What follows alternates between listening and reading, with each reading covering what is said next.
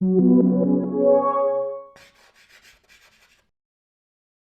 everyone. Welcome to the November 2016 edition of ServeNowEDU. I am Trent Carlisle, co-founder of Logical, the parent company of ServeNow and ServeManager. I'm a little under the weather today and probably on my way to losing my voice, so I'll try to keep my intro brief and turn it over to our guest as quickly as possible. Today's topic is an extremely important one that affects all of us in the industry, and one that we are definitely very passionate about over here at ServeNow, and that is process server safety. Back in 2012, we launched a campaign related to process server safety called Papers. In that time, over 100 process server assaults have been reported on the Papers page located on ServeNow, and we know that's likely only a fraction of the actual assaults that have occurred in that time. Since then, a number of states have passed or presented legislation that has presented making assault on a process server a felony. It's definitely a problem in this industry, and we've seen way too many headlines about process servers being assaulted or sadly even killed in some instances. You don't always know the situation that you're walking into, and I think that's something that our guest is going to talk about today. The more prepared and aware you are can definitely help keep you safe. So with that said, I have the pleasure of introducing a very good personal friend, a friend to ServeNow, and a friend of the process serving community, Steve Glenn. Steve, I'll turn it over to you in a minute, but I'll just give you a little bit more of a bio and a background here. Before Steve began his career in legal support, he served in the Navy for 8 years, then went on to a 20-plus year career in sales. No, what? 20-plus year in sales. I thought you were going to say 20-plus years in the military. Oh, no, come on. Calm down. Yes, sir. Just joking. Steve is a past board member of NAPS. He is the founder and current president of the Process Server Association of Colorado. And I've personally not met anyone who cares more about or does more for this industry. Steve created the certification course for the Colorado Association, authored the Process Servers Reference Manual, and sat on the Colorado Supreme Court Civil Rules Subcommittee. I've had a chance to attend and partially host some of the PACES conferences that Steve puts on for the Colorado Association. And not only are they extremely valuable and well run, but if you ever decide to attend, there's a good chance that you'll get to have some of Steve's barbecue. His wife does make the sauce though, which makes the meal, so just keep that in mind. And when he's not giving back to the industry, Steve and his wife Debbie run multiple successful process serving businesses here in Colorado. In 2004, Steve and Debbie, is it 2004, Magnum Diego, Steve? Magnum Diego. 2003 we started. 2003. Steve and Debbie, his wife, founded Magnum Diego Priority Process Services. And just this year, they acquired another long-time Denver-based process serving firm called Checkmate. So Steve, thanks so much for helping us out with ServeNowEDU today. Did I miss anything? Yeah, I have to pay you for that introduction. Thank you, and for the interruptions. Well, we have another 45 minutes. If you want to just keep going with the bio, we can do that. No. I hate hearing that because to me it's embarrassing because I never stop to think about the things that I've done. Well, someone has to, so we will acknowledge you. Well, but this is definitely a topic that Steve has presented on before and certainly knows his stuff. So I'm just going to sit back and let Steve talk and present his slides today. If there are questions, please feel free to ask those along the way using the questions portion of the GoToWebinar widget. But Steve, go for it. Thanks again for being here. Well, thank you very much. I appreciate the invite. Process server safety of process servers is very, very important to me and very dear to me because it embodies what we do and what we need to do to make sure that we get back to the place where it's most important, and that's back home.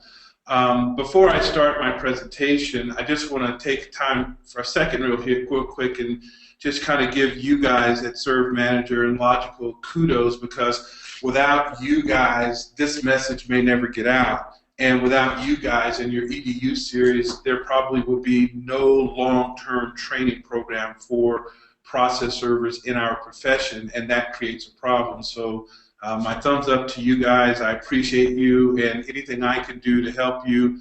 You know, I'm just a phone call away and a drive down the street, and I'm going to help you. Thanks, Steve. We talk about process server safety, and I just want to give you a couple of things that Trent did not mention about me, but it's not because I need to have it mentioned, but it's to give the authority for why I can make this presentation, because not only do I own 3 process serving companies, but I personally completed over 59,000 services in my career as a process server, and I still serve to this day. I found out a long time ago that when there's 2 types of selfish. There's the selfish that is only about you, and there's the selfish that it's about you, but it affects other people. And I think that in this particular case, process server safety is about me, but it's about me and affecting hopefully people across the nation, that I can help you get home safe or give you things to think about that can help you get back home safe. Like my mom always says, always use proper English, but I'm going to not do that on purpose here. You always have some place to be, even if it's home. All right, let's see this thing go. All right, service of process remains the most reliable way to deliver notice across the United States. We hear the rumors about emailing, and we hear the rumors, even though that happens in certain instances across the United States, and service by Facebook, and we talk about service by UPS or FedEx or certified mail. Those are really not that reliable from the standpoint, nothing beats an honest person going to a door and talking to someone and then writing an affidavit about what happened.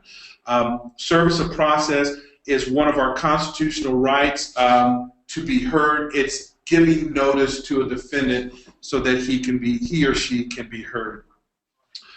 Many people don't understand what our role is.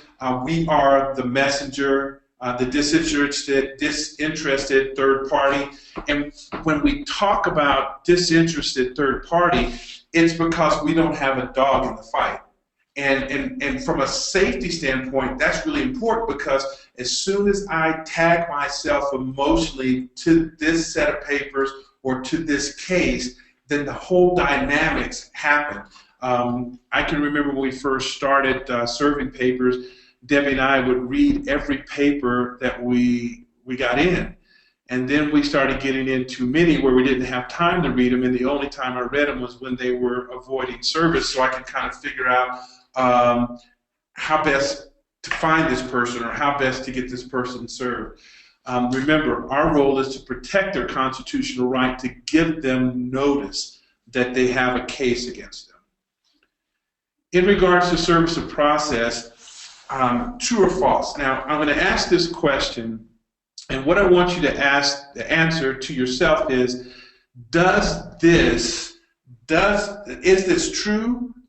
Is it a fact, or is it fiction? In regards to service of process, we have the same authority as the sheriff. Now, when I asked that question in our certification course, what I find is that people say that's false. The sheriff has more authority than we do. But the sheriff can be denied access to gated communities or the workplace.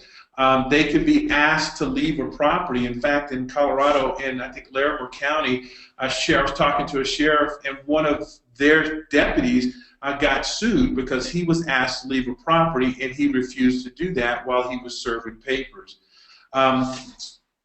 Sheriffs also cannot, they're prohibited just like us from serving on federal property. And unless it's a criminal issue, we are equal. Another kind of story to go along with that is we were trying to serve foreclosure papers in this remote gated community just to the north and west of Colorado, of Denver, and there's just a keypad. Well, the sheriff had the access code for the keypad, but he could only use it in regards to a criminal event. He could not use it to go in there to serve the papers, in a civil matter. In addition to avoiding service or process, the recipients or the subjects that we're serving are becoming more and more aggressive. They're threatening physical harm. I've been told several times, if you come back here, I'm going to shoot you.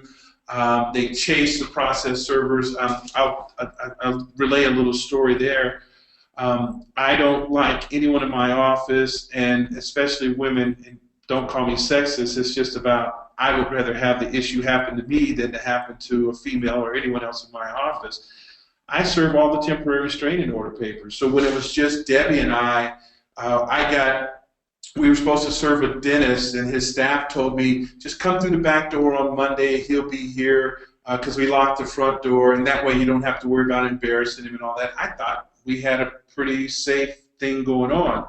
Well, I got called out to a temporary restraining order, so I sent my wife. And that guy chased my wife all the way back to the elevator.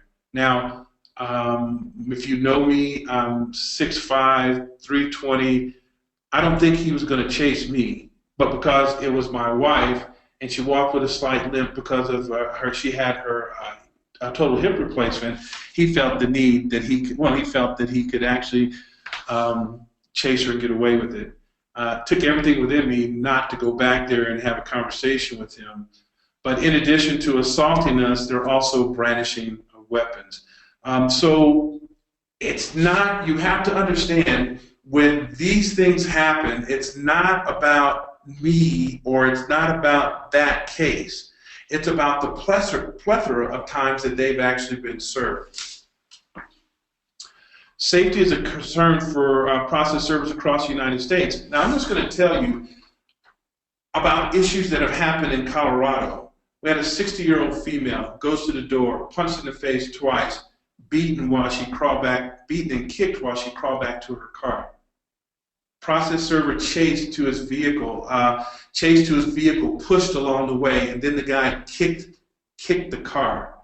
Man brandishes a gun during service of process. I had this happen to me just about 3 months ago, and tomorrow we're going to the disposition case for this gentleman who's going to get charged with a Class 5 or Class 6 felony. Process server bludgeoned to death. And I want to talk specifically about this one because it's very important to understand that under no circumstances should you ever allow your client to go on a service with you. I'm not talking about the attorney. I'm talking about pro se. That's what happened in this particular ex-sheriff deputy's case. He took the wife, soon-to-be ex-wife, with him, and they were asking to serve. They served the papers, and they were asking to do a welfare check on the children. And he said, "Yeah, just a minute." Came back with a baseball bat, and boom, beat him to death. Process server in Texas mauled by a dog. The thing is that all of these things work against us trying to do right, trying to do the right thing and protecting people's constitutional right. What are the influences in regard to assault? Sometimes it's just they've had a bad day. Remember that song, "Well, they had a bad day"? Sometimes they just watch too much TV. I get asked all the time, "Oh, you're a process server, so you're one of those guys that blow things up." And I'm like, because they keep making reference to Pineapple Express. And I said, "Yeah, how many times have you heard on the news that there's just buildings blowing up all over the place?" And then my friend, Brian McElderry. Well, we start our certification course by showing his video on, it's all worked up, it was a reality show on, I don't know, Real TV or whatever, and I have to leave the room. Matter of fact, I have to listen, though, and I get about 2/3 of the way through it, and I just stop. Everything that I'm going to talk about after this slide forward is the right thing to do for safety for them in regards for him. Brian is, it's totally opposite. He tries to create confrontation. And I really don't understand it. But confrontation is, with process servers or assault or being mean to process servers has been going along for a long, long time. Episode 3, I think it's season 1, and then episode 2, episode 27, season 2 of I Love Lucy. I mean, just go figure. And then if you Google process servers or how to avoid a server or how to keep a server, from harassing you, quote unquote, Google, that's when they're not my friend, because they tell these people how to do these things. Newsflash, there's nothing we can do to eliminate assault of a process server or people being aggressive with a process server. I'm proud of my friends in New York for getting their process server assault as a felony. A lot of other states have it. In Colorado, we'll never get it from what I've been told as the president, because they think it's going to create too many lawsuits. But we have to understand that those consequences of there being a felony if you assault a process server is just the consequence. And if laws and consequences stop people from doing things, we wouldn't have murders, we wouldn't have robberies, we wouldn't have assaults. So do not ever fool yourself in believing that just because my state has it's a felony to assault a process server, or protections like that of the police or first responders, that it's going to eliminate your ability, I say not ability, the risk of you being assaulted. You're living in dreamland.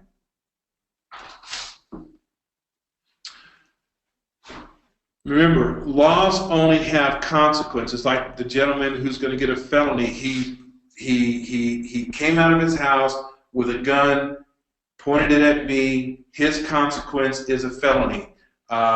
So laws only give you consequences. There's no form of defense, pepper spray, taser. I have my concealed carry, but even I having my concealed carry was not going to stop that guy from coming out of his house with a gun. And by the way, this course doesn't cover it, but you never ever draw on a guy who's already got his gun and holster. You just don't do it, okay? And then remember, no proclamation of protection is going to keep these things from happening.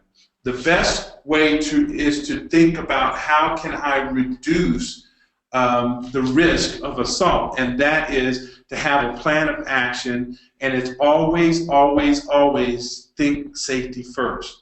You don't get paid enough money to put your life in danger, and there's enough bad out there that just happens. Don't go looking for it. Serve them and leave them. That's the key. You think safety first, serve them and leave them. We'll talk more about that as we get into the presentation. We talk about developing a plan of action. There's 4 specific areas that we're going to address here. Developing techniques to reduce your risk of assault. This is just ways to think, attitudes and ways to think. Attempting to diffuse an aggressive encounter, documenting your actions, and then if you need to call or talk to the police, how to talk to them. Because if you don't say the right things, that you were, and we're going to talk more about this, but if you don't say the right things, what's going to happen is they're just going to say that you're just a crybaby and go on about your business. So we're going to talk about all 4 of these areas. All right. Developing a safety first mentality. It's David Keith, my friend in Mississippi, former law enforcement. He taught me this. He says you don't always have to say yes to every job. He says if the job is too risky, or if the job puts you and or your servers at risk, just say no. It's more important that you continue to have the servers, or you continue to be able to serve, than it is to take a service that you know is going to create risk. I don't lose a lot of clients, but I terminate them. One client we terminated because he asked me to go out into the rural areas and post FED, forced entry detainer. They're going to evict the person renting this house in the middle of 5 acres. And I get out there, and the guy has built this barricade across the driveway, which means I can't go in there. So I posted it on the barricade, took a picture.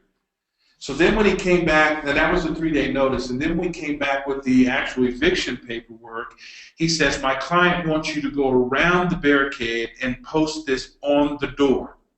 You know, and I said, no, because once I do that, I'm breaking the law and probably going to be met at the door with a gun. And he said, but aren't you as a process server supposed to go through ditches, go through barricades, go through, you know, put trespassing and put your life in danger to get the service done? And I said, I'll tell you what, I'll do that for you. The service fee for this will be $2 million paid up front. When your check clears, I will actually go out there, go around the barricade, post it on the door, and if I get killed, my wife will be taken care of. He said, what happens if you make it back? I said, I keep the service money.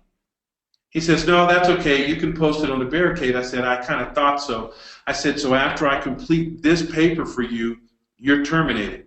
You're not going to, I'm not taking any more of your papers. And to this day, he still doesn't understand why. But no service worth risking your life or injury. You can't pay me enough to do that. The right tools for the right job is comfortable shoes. High heels, sandals are not getaway shoes. Flip-flops are not getaway shoes. If you have to run and you're in flip-flops, they're coming off and you're going to be running on pebbled street or hot pavement. Not a good idea. Self-defense items, pepper spray, taser. Remember, use as a last resort. Your first order of business is to try and get out of there without any altercation. But if you need to use it, then you use it as a last resort. Learn to the proper way to deploy it. I mean, the funny thing about pepper spray is if you're spraying into the wind, it's probably going to get you more than it gets them. And also, don't practice on yourself. Don't tase yourself. Don't spray yourself, because I promise you, you ain't going to like it. And then an LED flashlight. You should never, ever, ever go to a house in the middle of and in the nighttime when it's dark, even if it's well lit, without a flashlight in your hand. You don't know if there's going to be a dog coming. You don't know if they're going to come out of the house and be aggressive. So you can use that if you need to ward them off. Get rid of your phone. I wouldn't say get rid of it. It should be in your pocket.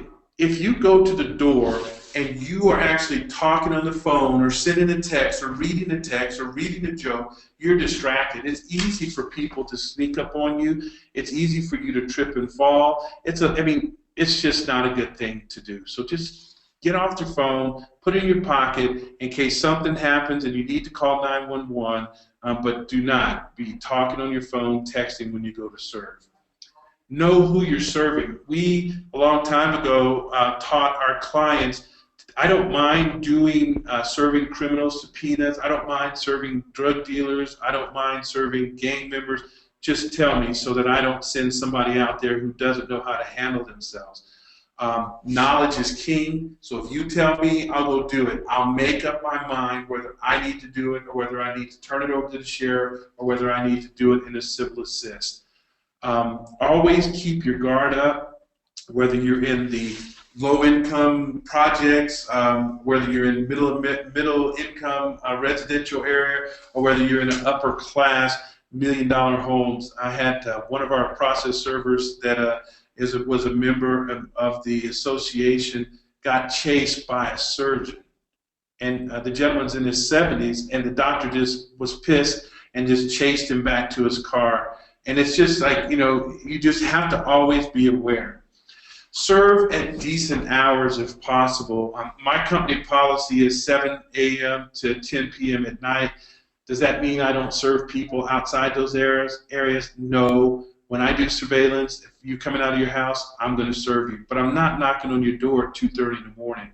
I'm not knocking on your door at 5 o'clock in the morning. Okay? I'll let the odd hour attempts be the exception to the rule. Remember, you have swing shift workers, night workers, and then you have surveillance. That's a totally different situation. Know the neighborhood you're serving in. If you know there's high crime areas or gang, areas of town that are infiltrated by gangs, why would you serve there at 10 o'clock at night or 9:55 at night? Why not go there at 5:30 or 6 o'clock in the afternoon, in the evening, or at 8 o'clock in the morning? That's a best way to serve in those high crime areas. And then understand this: whenever you're creating your route for the night, if you're taking out 10 papers, 15 papers, create your route to take advantage of the daylight. Serve the rough areas of town in the neighborhood first. Try not to do those at the back end of your route where you're in there putting yourself in harm's way for criminal activity by serving at 9 o'clock or 10 o'clock at night. Sometimes you have to do that because you can't catch them at 6, 6:30, or 7, but try not to do that. Remember, our goal and objective is to reduce the risk of assault, not eliminate it. If we reduce it, then probably won't happen to us, and that's kind of my mentality. If you know the person you're serving is aggressive, call local law enforcement and ask for a civil assist. You may have to wait an hour or two for them to come, but it's better to wait for them to come than it is for them to for you to have to suffer a beat down or get a gun pulled on you. Check your attitude at home. I love this because I've met, being the president and founder of the association, I've met so many process servers that think that they're God's gift to law enforcement. They say, if you don't go get them, I'm going to call the sheriff and we're going to search your home. No, you're not. Stop it. Stop it. That's never going to happen. The sheriff isn't going to come and walk through the house and tell the people they have to bring the people. That's not going to happen. Don't prejudge people. Just because it says that he's a pedophile or just because he said that they stole $625,000 from a college doesn't mean it actually happened. It just means that this is what we think happens. But as soon as you prejudge, then you have a total different attitude that you're projecting to people when they open the door and you're talking to them. Don't be the bad cop with no good cop in sight. That's just sad. Don't do it, okay? And the unknown comic, I love that one. Don't be the unknown comic. Most of you, probably millennials, probably don't even know who the unknown comic is. It was a guy who was on this show, and he'd come in and he'd wear a paper bag over his head, and he'd tell stupid jokes. Your job is not to match them wit for wit. Your job is to affect service or process and get the heck out of there. Serve them and leave them. Be aware of your surroundings. It's called situational awareness. When I get out of the car, put the car in park, and then I get out of the car and I have my eyes on the house. I want to know, is anyone looking out the door at me? Does anybody see me? Or is there anyone in the garage? Anyone on the side of the house? Is there a gate? Is it locked? Is there a warning sign, this house protected by Smith & Wesson? That kind of gives me an idea of the type of people that are there. Is the front door on the side of the house and it's covered by a bunch of bushes and the light happens to be out? If it's 9:30 at night, I'm coming back tomorrow unless that paper is expiring today. Is there a clear path to the door, or is it like big rock here, broken parts in the steps? Why am I thinking that way?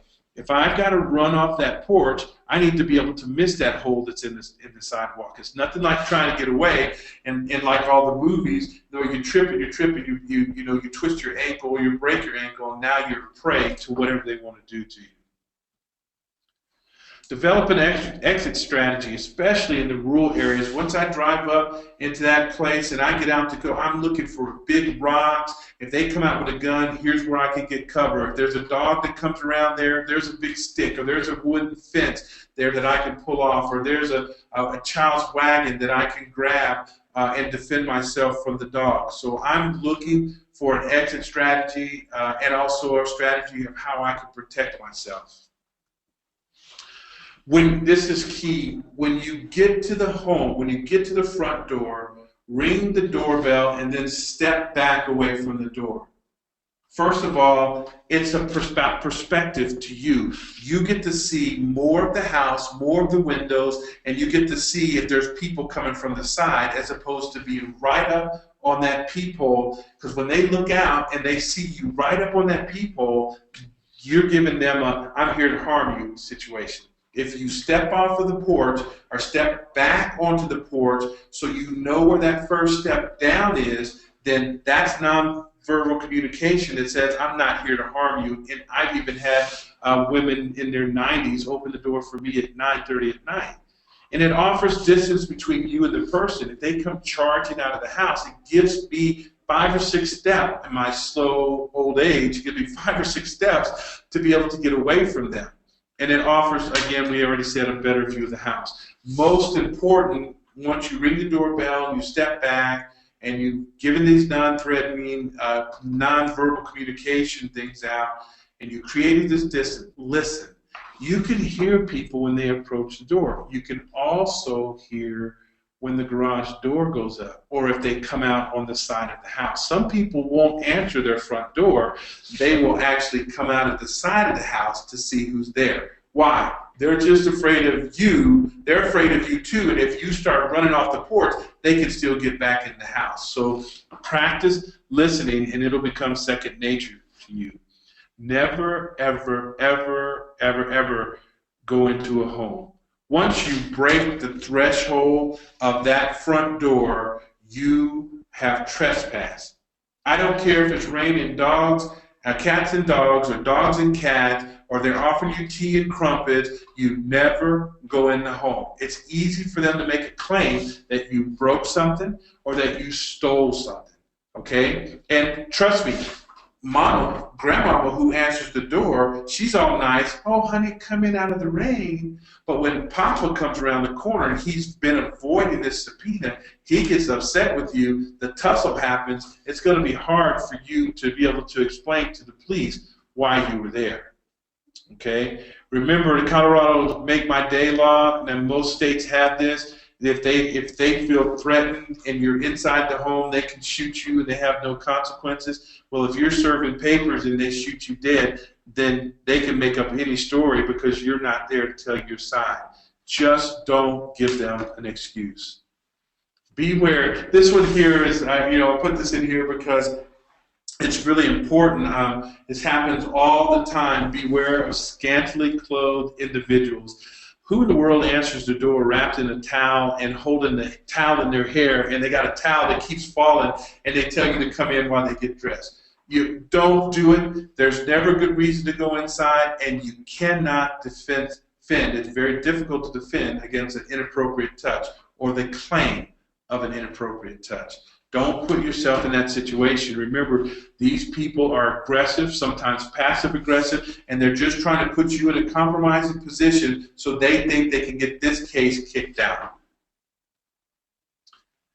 Here's how I politely decline going into the home. Now, you guys already know I own 3 companies, so I'm the owner, and here's what I say. I'm sorry, if I go in, I'll get fired. You wouldn't want me to get fired, would you? And they always say no, and they leave me standing out in the cold, or they leave me standing out in the rain, and I'm okay with that. It's better than the consequences of anything else happening.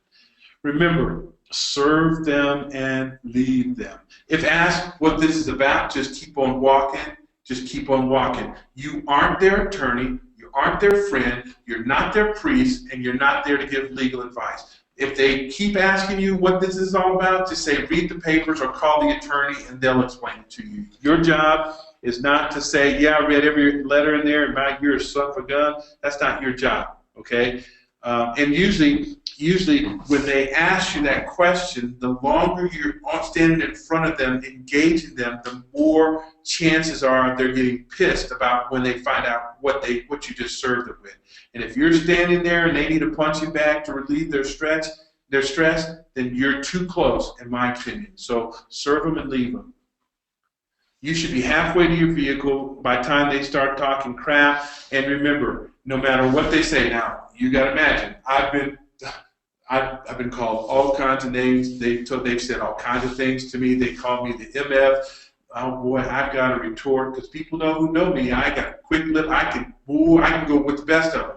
But your professionals understand sticks and stones will break my bones, but words will never hurt me. We just walk on by. The only thing that I won't allow you to do, you can say anything that you want to say to me while I'm serving you or after I'm serving you. You can talk about my mama, my daddy, my grandpa. You can talk about anything you want to. I'm not going to allow you to reach out and touch. I'm not AT&T, okay? So just don't respond. Keep your mouth shut. If you're halfway back to your vehicle and they decide they want to chase you, you already have a head start. That's how you ought to be thinking. If you're performing surveillance, always tell someone where you're doing surveillance, and then when you get on site, call local law enforcement and tell them who you are, the type of car you are, and how long you're going to be there so that they don't roll up on you. Adjust your mirrors down the side of the car and the rearview mirror in the back so you can just see if there's someone approaching on the either side of your car or from the back. And I'm telling you have to stare at the mirrors or stare in the rearview mirror. Just a movement will catch your eye and you'll know someone's there. Stay alert to your surroundings, and this isn't the time to catch up on favorite episodes of I Love Lucy. It's just not the time to do that. If an assault is imminent, beat feet. That's the idea. Get the hell out of there. Begin retreating. This is very, very key. You need to be stepping back, taking steps back while keeping your eyes on the threat. You'll find out why in just a second. This is not the time for your inner comic to come out, trading insults, making derogatory remarks. If you pay your effing bills and I wouldn't be here, getting the last word. Nothing good comes from any of that. The idea is you want to be in a retreating position, and then so that you can protect yourself by keeping your eye on the threat and protect yourself if something should come down. Only speak in regards to talking to them out of approaching you. Hey, I'm just a messenger. Hey, I don't think you want to do this. Nothing will good come from this. You're going to be charged with an assault. I mean, you just tell them that the whole time you're backing up, and hopefully they'll come to their senses. I had a man, we served him in a private community, gated community. His wife came in from New York to get me access. And the guy was, I think he's in his early 60s, had gotten this stripper girl that he had kicked his wife out and got this stripper girl pregnant. And I had to serve her a subpoena and him a subpoena in regards to all the things he bought and paid for her. So when I served him, he said, I'm going to kick your butt. And he came charging down the driveway. And I said, stop. I don't think you want to do this. And he does this. He goes, yeah, I think you're right. I'm going to call the police. I'm like, okay, I'll wait down at the main gate. So do what you can to diffuse the situation. Sometimes the best way to diffuse the situation is just to not say anything. Just keep your hands up, stand still, walk back, walk back, walk back. If you feel that there's imminent that they're going to strike you or tackle you, you have the right to protect yourself. Don't become the aggressor. Remember, the act of defending one's person when physically attacked includes countering blows or overcoming the assailant. Overcoming the assailant who is attacking, not overcoming the assailant, getting him on the ground and giving him a swift kick to the head or 4 or 5 more kicks to the ribs because he pissed you off. When you become the aggressor, it will be turned around on you, and then they're going to get off scot-free. You have a right to defend yourself. You don't have to become a punching bag. If I'm serving you and I feel like you're about to throw a punch, I'm going to throw a punch first. And when you wake up, you're going to be handcuffed to the bed and you're going to get charged with a felony. Now, ladies, I understand that doesn't happen. You probably can't do that. But if you think they're going to tackle you or throw a punch and you have pepper spray, pull your pepper spray out and disperse it. You have every right to protect yourself. I know the next part of that slide says don't throw the first punch, but I'm going to tell you, you don't have to be a punching bag.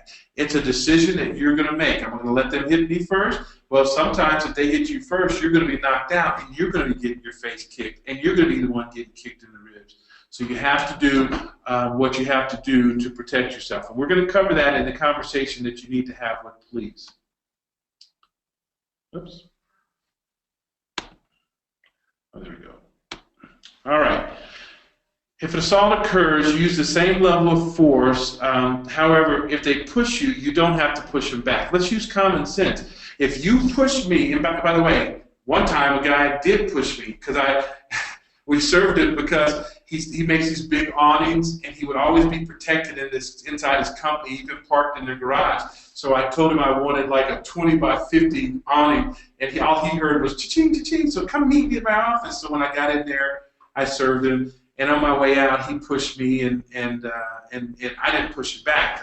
You don't always have to respond in kind, but when he came out to my car and he kicked my car, well, that was too much. Push me, but don't kick my car. He ended up with anger management. I could change the word push to hit, but just remember, you don't have to respond in kind for them to be charged. You only respond in kind when you feel that there's a fear, that they become so aggressive that you, out of fear, you need to respond to protect yourself. If they push you and you beat the crap out of them, you're the aggressor. If they push you and you pull a gun out and shoot them, you're the aggressor and you're going to jail for lots and lots and lots and lots of years. Remember, this isn't a CCW, concealed carry course or anything like that, but here's the situation. You only have to pull that gun out when it's going to go off, and your life better have been threatened.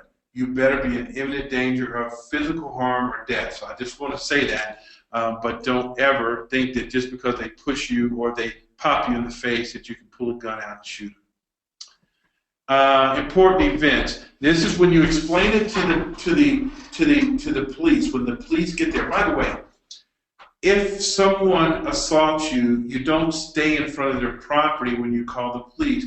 You drive around the corner and you tell the police where you are. They meet you there. You tell your story. They go and arrest the people. The parts in red is what's important here. I was serving court documents. That lets them know that you weren't doing anything criminal. You were actually working third party or working directly for the court. The man became aggressive, so I began to retreat. Very important. When you say I'm retreating, that says that you were not being aggressive. He continued to approach me, and I felt threat of injury. He attacked me, and I defended myself to get him off me. I called the police after I got away. I did everything I could do to avoid this. After you do that, here's what you do. Shut up. Just shut up. You don't need to tell the story 4 or 5 more times. You can say, look, I already gave my report to that officer over there. That's it. I'm done. Because the more that you talk, the more that you're probably going to incriminate yourself, and they're going to try and find a way possibly to turn this around on you. You tell the story one time and you move on. You should document your actions. With this last case, so the guy pulled a gun on me, I decided I'm going to get a dash cam. But you got to understand, if you're going to use a recording device, you got to make sure that you understand how to use it, and you record your attempts. Don't have to broadcast that you record your attempts, and you only would show it if you needed to.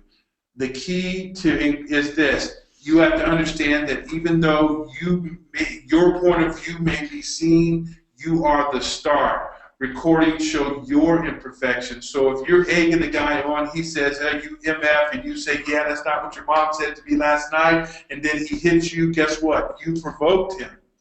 So remember, you're the star. So always act in a professional manner. By the way, we talk about recording. I don't record any of my services, and if my attorneys don't believe me, they don't believe me. If the police don't believe me, they don't believe me. But I'm going to tell you the truth. You should be comfortable with the recording device, how to wear it, how you hide it, how you make sure it's recording, that it has an obstructed view. Remember, perspective is key. Sometimes if you don't get them in the picture, just what is being said can help the police.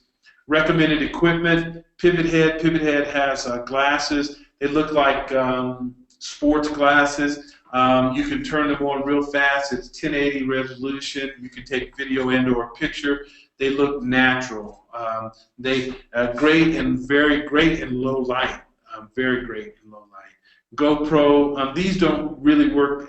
This is a mistake. They don't really work that good as dash cameras and cameras that are mounted in your car, because these are point of view. So if you get a GoPro, wear it on your chest. And I don't even know that hiding your camera is all that important. I think putting it out in the open kind of tells the people when you're being recorded, and then probably stuff isn't going to happen.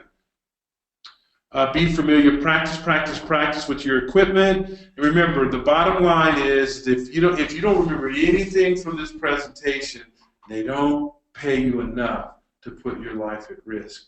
Even at the owner of my company, if I get $100 to do a serve, then I get $100 to do that serve. But that's not enough to cover me if my life was taken doing something dangerous. My clients know if it's dangerous or could be dangerous, don't call Debbie, because she'll be quick to tell them no. Call me and you got a better chance of getting it done. I'm not going to say I don't care, but it's just, I kind of know how to navigate things. I know how to get to and get the civil assist if I need to. It's my hope that you never find yourself in a situation that you're assaulted or you have a gun pulled on you. But I hope that this presentation can give you some things to think about that would allow you to make it home safely. This tells you a little bit about me, my contact information. ServeNow, I've given them permission to post my presentation on their website. If you would like a copy of it in PowerPoint, if you email me, I'll send it to you. If you have any questions about something, please feel free to call me.